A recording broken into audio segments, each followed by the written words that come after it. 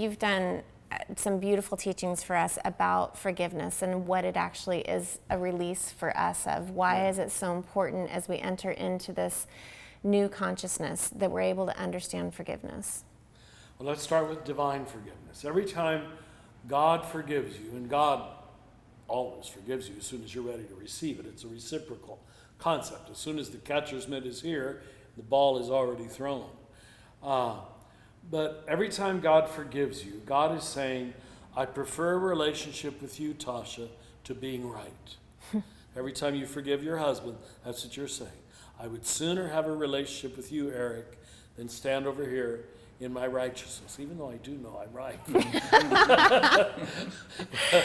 But you're willing to let go of that, do you see? Mm-hmm. So to stand over here in your righteousness is a recipe for long-term unhappiness in you, for him, for the whole situation. But the ego likes to sit in that cold, righteous position. Mm-hmm. Normally, until you've experienced being forgiven yourself for something you did do wrong, and someone was kind enough and gracious enough to let you out of it, to graciously forgive you. You don't know how to do it. I think this is why parents have to teach this to children. Yes, I give the law, and I normally expect you to obey the law, but okay, it didn't happen. How can we work through this? You know? I want a relationship with you more than just being the righteous parent. So I think this is coming up right now in politics. It comes up in religion. It comes up in families that disagree on just theology in general. What are some of the ways that you've seen that it's actually working in this new contemplative stance? Or what would be an example? How do you talk to somebody who has completely different views on you politically?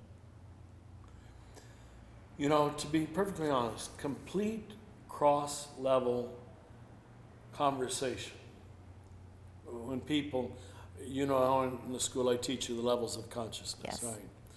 Someone with a completely different set of assumptions at the postmodern green level than someone to be at the blue traditional level. Right.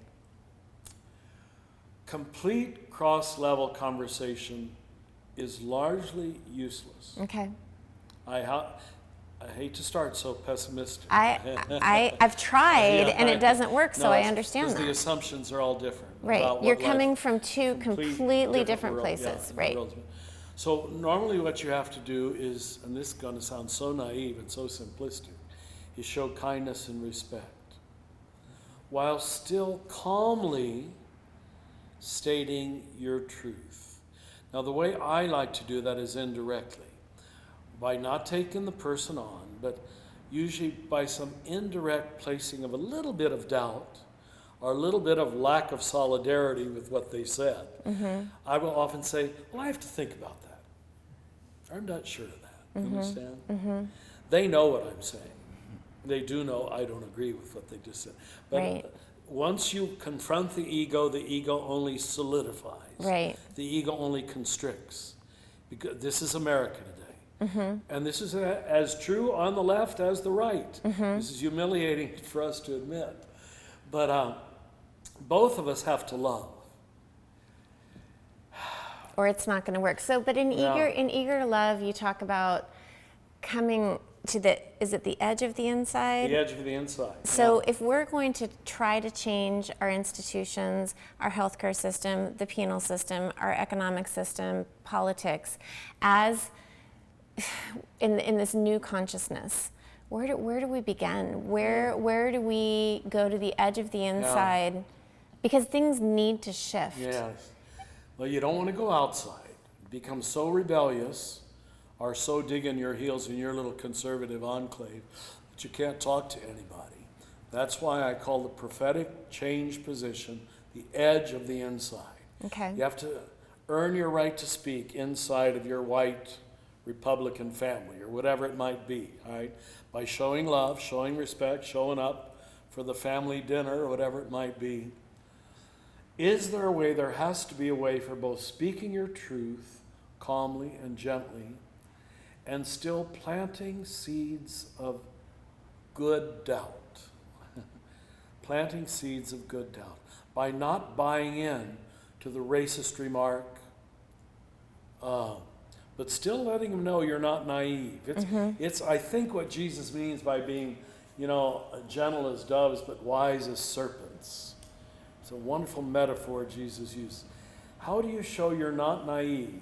You know the political landscape, you know the field, but you're not going to resort to quick anti-anybody statements. Right. I'm not going to move toward the negative.